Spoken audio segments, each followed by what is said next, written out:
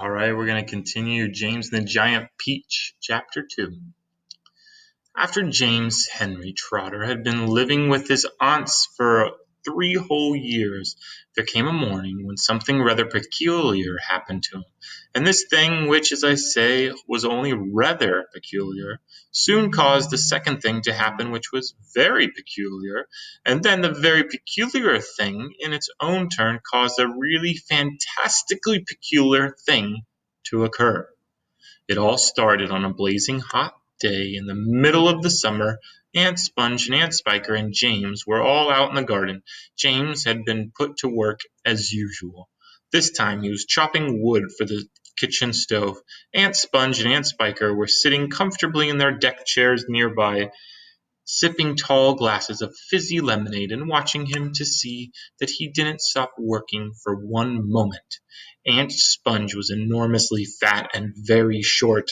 She had small piggy eyes and a sunken mouth, and one of those white flabby faces that looked exactly as though it had been boiled.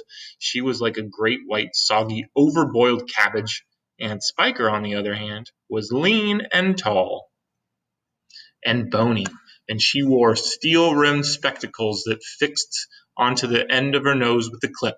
She had a screeching voice and long, wet, narrow lips, and whenever she got angry or excited, little flecks of spit would come shooting out of her mouth as she talked. And there they sat, these two ghastly hags, sipping their drinks, and every now and again screaming at James to chop faster and faster.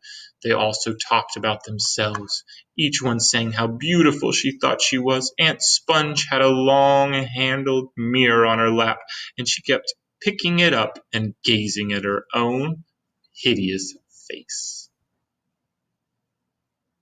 So, see if we can remember which one Aunt Sponge is and which Aunt Spiker. I'm going to go back and remind. Aunt Sponge was the short, fat one. Aunt Spiker, the tall, skinny with the glasses. And Aunt Sponge kept looking at herself with the mirror. "I look and smell," said Aunt Sponge declared, "as lovely as a rose.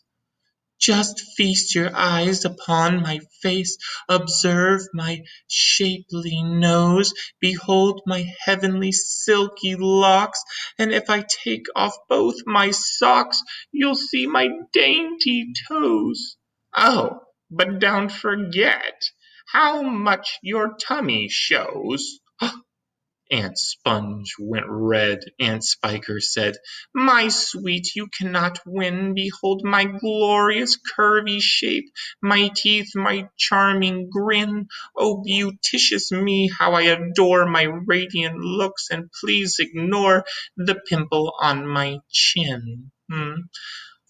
"My dear old trout," Aunt Sponge cried out, "you are only bones and skin." Let's get me out of the way. "Such loveliness as I possess can only truly shine in Hollywood," Aunt Sponge declared. "Oh, wouldn't that be fine? I'd capture all the nation's hearts. They'd give me all the leading parts. The stars would all resign." "I think you'd make," Aunt Spiker said, "a lovely Frankenstein." Poor James was still slaving away at chopping block. The heat was terrible. He was sweating all over. His arm was aching. The chopper was a large, blunt thing, far too heavy for a small boy to use. Look at that big guy. And as he worked, James began thinking about all the other children in the world and what they might be doing at this moment. Some would be riding tricycles in their gardens. Some would be walking in cool woods and picking bunches of wildflowers. And all the little friends whom he used to know would be down by the seaside playing in the wet sand and splashing around in the water. Great tears began oozing out of James's eyes and rolling down his cheeks. He stopped working and leaned against the chopping block, overwhelmed by his own unhappiness. "What's the matter with you?" Aunt Spiker screeched, glaring at him over the top of her steel spectacles. James began to cry. "Stop Oh, stop that immediately and get on with your work, you nasty little beast, Aunt Sponge ordered.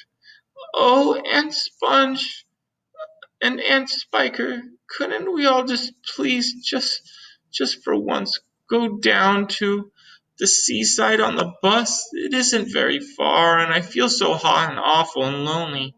Why, you lazy, good-for-nothing brute, Aunt Spiker shouted. Beat him, cried Aunt Sponge. I certainly will, Aunt Spiker snapped. She glared at James, and James looked back at her with large, frightened eyes. I shall beat you later on in the day when I don't feel so hot, she said. And now, get out of my sight, you disgusting little worm, and give me some peace. James turned and ran. He ran off as fast as he could to the far end of the garden and hid himself behind that clump of dirty old laurel bushes that we mentioned earlier on. Then he covered his face with his hands and began to cry and cry. Oh, poor James. He's got some nasty ants that are taking care of him. So, do you guys have any connections with any other books? I know I'm making a connection with Aunt Spiker and Aunt Sponge just by their looks. There's another book series that we've read that has a pig in it that has two neighbors that are kind of similar to Aunt Sponge and Aunt Spiker. I hope you enjoyed chapter 2. I'll be reading chapter 3 shortly.